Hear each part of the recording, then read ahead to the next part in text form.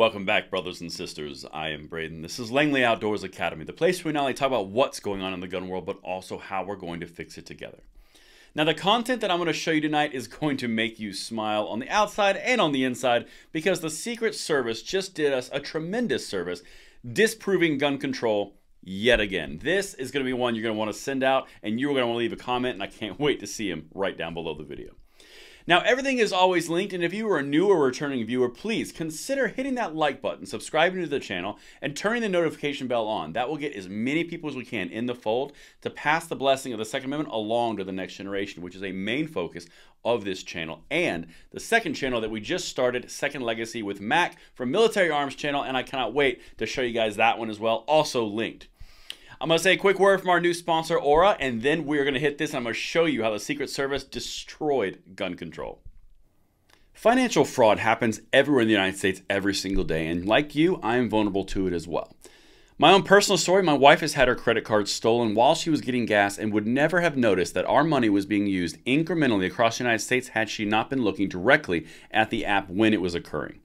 It is because of this story that I'm happy to partner with our sponsor, Aura. Now, Aura is an easy-to-use app that includes everything you need to stay safe online. Aura protects you from scammers and hackers by scanning the dark web, where criminals sell stolen information, looking for your emails, passwords, and social security numbers. It alerts you fast if it finds anything. Let Aura do the hard work of keeping you safe online. If you sign up right now at Aura, they will give you a 2-week free trial with my link. Go to my sponsored link, aura.com, in the description box below and get your 2-week free trial for yourself. And thank you so much to Aura for sponsoring this content. All right, so with that out of the way, let's get into this. We've got to talk to you about this article that I found yesterday. Check this out. It's amazing how you don't see this plastered everywhere. Gun was used as a weapon in majority of recent mass attacks, U.S. Secret Service. Braden, why are you doing that article? That doesn't make any sense. That doesn't sound like they undermined gun control. Yeah, wait till you read the first paragraph. Check this out, because they can't put this in the title. A gun was used for nearly 3/4 of the mass attacks carried out in the United States from 2016 to 2020, and often acquired illegally to carry out the attack, a newly released U.S. Secret Service report found. And everything on this channel, everything on Tim and I's channel on Second Legacy, it will always be linked so you guys can send this information out and research it for yourselves.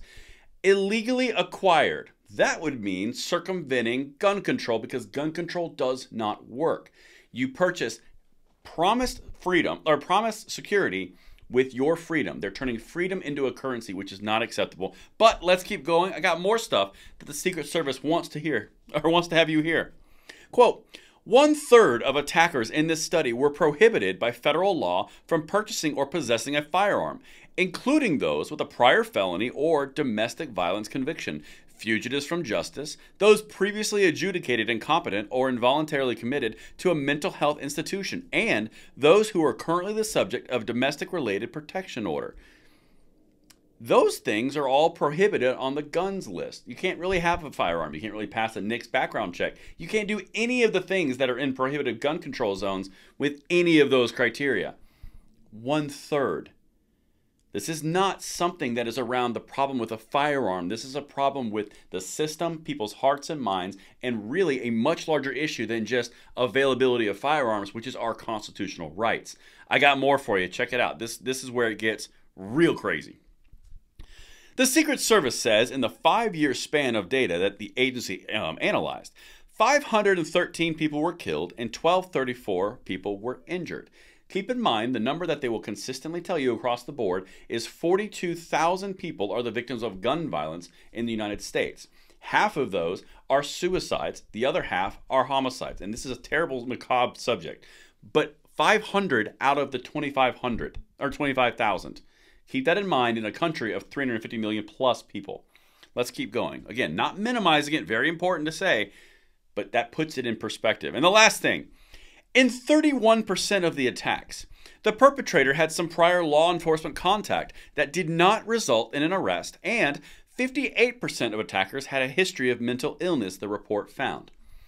So with everything that I just told you, coming from the Secret Service, and everything is linked if you do not believe me, if you've got 31% of the attackers having interactions with police, which we've seen in multiple instances, which we've covered this year, all of which have been used to further the idea of gun control, and 58% of them have a history of mental illness. Why would the focus not be on mental illness support versus infringing upon the rights of every single American? That's an incredibly important question. Why?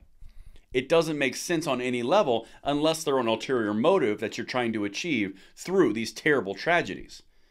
I'm not assigning blame, I'm not assigning thought, I'm not assigning anything beyond the fact that these numbers the Secret Service just put out should be pasted on every TV, should be pasted on every single piece of media available, because this points to the actual problem. It does not point to the fact that guns exist and we have a blessing of a Second Amendment in this nation, of which guarantees our freedom. This is the stuff they don't want you to know because it influences the conversation in a positive way, and that is why we're going to pass the blessing of the Second Amendment along to the next generation. Let me know what you guys think. I will see you on the next one, and then we'll have another great time. See you later.